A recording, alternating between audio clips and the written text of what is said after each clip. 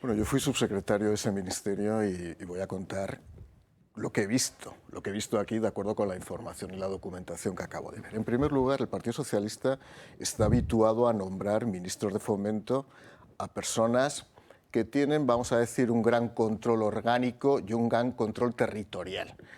Ahí estuvo Blanco y ahí estuvo Ábalos.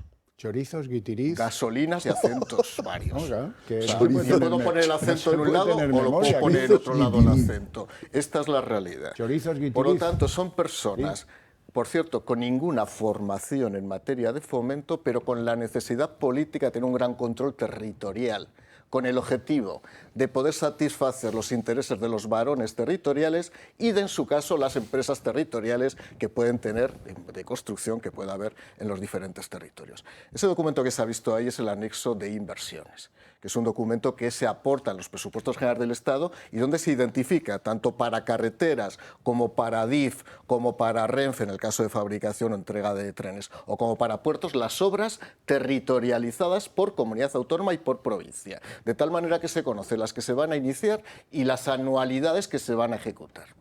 Ese es un documento necesario no tiene carácter vinculante, por cierto, desde el punto de vista presupuestario, pero desde el punto de vista político y para los amaños debía tener bastante carácter vinculante. Y entiendo que ahí se han subrayado determinadas obras, anualidades, nuevas adjudicaciones o adjudicaciones ya en curso, donde efectivamente pues, debe haber una especie de reparto a cambio, eventualmente, eso que llaman la preadjudicación. Y ahora hablo de la preadjudicación. No existe la preadjudicación. Vamos a ver.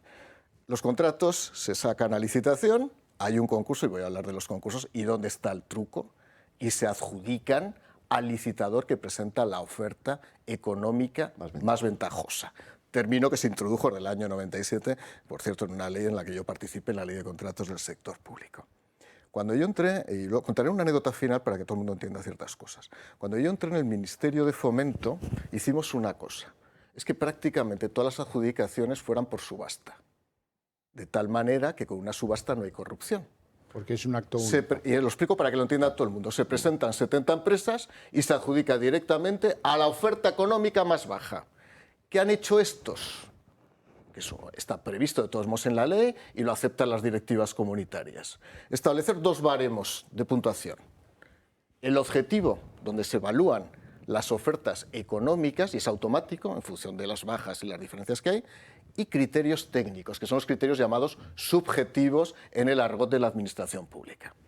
Criterios de entrega, el pasado, experiencia, qué medios tienes. Claro, si el criterio económico vale 50 o 55 y el criterio técnico vale 45, es muy fácil llamar al subdirector de turno desde arriba y decirle, por favor, se puede hacer con sutileza, oye, es que esta empresa últimamente no tiene adjudicaciones, ¿qué está pasando? La preadjudicación, que se había producido en un despacho en la Chalana o en cualquier restaurante de la Castellana, de pronto acaba convertida en una adjudicación formal porque alguien ha dado una instrucción. Esta es la realidad, ¿no? Eso es lo que tú veías en el ministerio. No, yo fíjate lo que veía. Pero yo eso no lo vi. Espero que no te lo tomes mal. Eso es que soy lo más honrado. Pero yo te quiero hablar del trabajo previo o el trabajo en paralelo. De ir allí, toc, toc, vengo de parte de, vengo a decirte que si tú tal, yo cual, bueno, que si tú me das, yo te doy. Yo voy a contar una anécdota para que lo entienda todo el mundo. A mí me llaman para ser subsecretario, yo era consejero de Hacienda y Administraciones Públicas del Gobierno de Aragón, con el objetivo de que no hubiera nada de corrupción en el Ministerio de Fomento. Entonces se me ocurren dos ideas. Una esta, vayamos a las subastas, con lo cual aquí no va a venir nadie a pedir nada.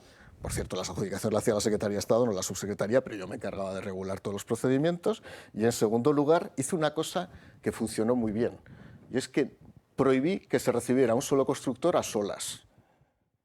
Cuando había que recibir a un constructor, había que haber por lo menos 2 o 3 personas.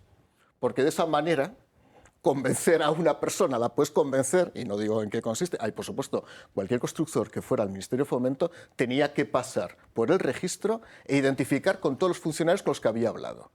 Me acuerdo que la primera vez que le tocó a Florentino Pérez pasar por el registro, cogió un rebote conmigo absoluto. Dice, nunca había pasado yo por el registro del Ministerio de Fomento. Digo, aquí todos los empresarios pasan por el registro y se identifican. Nos guste o no nos guste, o seas el mayor o el menor empresario. Y pasó una cosa, 2 años después de todo esto, un día, las personas que me acompañaban en una reunión no estaban y recibí a un empresario, por primera vez yo solo. Y entonces era un empresario valenciano, no diré el nombre, constructor.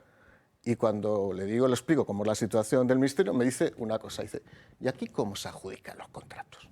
Dice, nosotros somos como antes. Digo, ¿y cómo es como antes? Digo, pero aquí empieza a hacer gestos raros, empieza a mover de una manera. Y digo, mira, te voy a dar una buena noticia y una mala noticia. La buena noticia es que yo debía tener cara gilipollas porque nunca nadie me había ofrecido nada. Dice, la mala noticia es que has dado con una persona honrada y no te quiero ver por este ministerio en toda tu puta vida. Y no volvió. Me lo encontré hace unos meses por el Paseo Recoletos y me dice, nunca se me olvidó esa conversación contigo. Digo, lo siento, pero encontraste quizá a las pocas personas honradas que ha habido en la administración pública en los últimos años.